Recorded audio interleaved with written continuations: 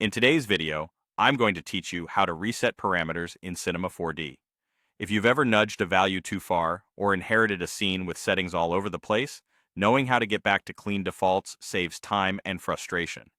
Everything we'll do happens in the Attribute Manager, which is where Cinema 4D shows the properties for whatever object, tag, or tool you have selected. Resetting simply returns values to their original defaults, so you can quickly recover a stable starting point without hunting through menus. Let's start with resetting a single parameter. Select your object so its settings appear in the Attribute Manager. Find the parameter you want to fix. This could be something like position, scale, a checkbox, or a drop-down. Right-click directly on that parameter and choose Reset to Default. Instantly, Cinema 4D restores the original value defined by the object or tool. This is perfect when one setting is causing issues, but the rest of your configuration is fine. If you change your mind, remember you can use Undo to step back. For numerical input fields, there's an even more focused way to reset just that one number. Hover over the small arrows next to the value, the tiny up and down controls beside the number field. Right-click those arrows and choose Reset to Default.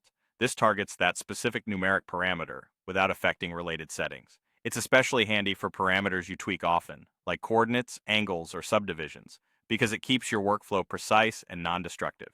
If you need a broader, clean slate for a single object, you can reset multiple parameters at once. In the Attribute Manager, select the parameters you want to revert. You can click the first one, then shift-click the last to grab a range, or use Ctrl or Command-click to pick individual items across different sections. Once your parameters are highlighted, right-click and choose Reset to Default.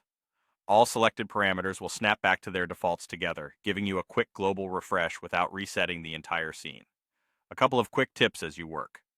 Resetting respects the object's built-in defaults, so different generators, deformers, and tags may return to different baseline values.